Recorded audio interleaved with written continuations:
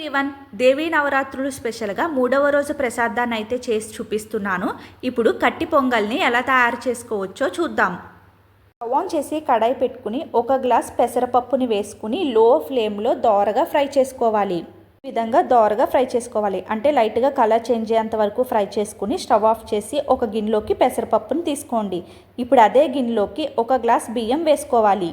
ఇక్కడ మనం పప్పు, బియ్యం, వాటర్ అన్నీ 1 గ్లాస్తోనే మెజర్ చేసుకోవాలి. ఇప్పుడు పప్పు బియ్యాన్ని 2-3 సార్లు వాష్ చేసుకుని ఇప్పుడు ఇందులోకి 8 గ్లాసుల వాటర్ని యాడ్ చేసుకోవాలి. అంటే ఇక్కడ మనం 1 గ్లాస్ పప్పు, 1 గ్లాస్ బియ్యం తీసుకున్నాం కాబట్టి 8 గ్లాసుల వాటర్ని యాడ్ చేసుకుంటే పప్పు బియ్యం అనేది పర్ఫెక్ట్గా ఉడుకుతుంది.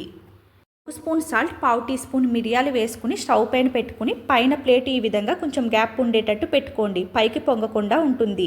మీడియం ఫ్లేమ్లో మధ్య మధ్యలో ఈ విధంగా గరిటతో కలుపుకుంటూ మెత్తగా అయ్యేంత వరకు ఉడికించుకోవాలి. ఈ విధంగా మెత్తగా అయ్యేంత వరకు ఉడికించుకున్నాక స్టవ్ ఆఫ్ చేసి పక్కన పెట్టుకోండి.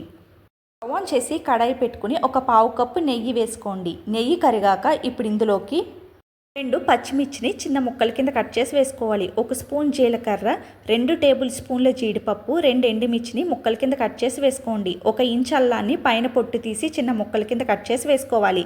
కొద్దిగా కరివేపాకు, 1/2 టీ స్పూన్ మిరియాల పొడిని వేసుకోండి. మిరియాల పొడి ప్లేస్లో 1/4 టీ స్పూన్ మిరియాలనన్నా వేసుకోవచ్చు. 1/2 టీ స్పూన్ ఇంగువను కూడా వేసుకుని మీడియం ఫ్లేమ్లో ఒక 2 నిమిషాలు ఫ్రై చేసుకుని స్టవ్ ఆఫ్ చేసుకోండి. పోపుని పొంగల్లో వేసుకుని పొంగల్ మొత్తం అంతా ఒకసారి బాగా కలుపుకోవాలి.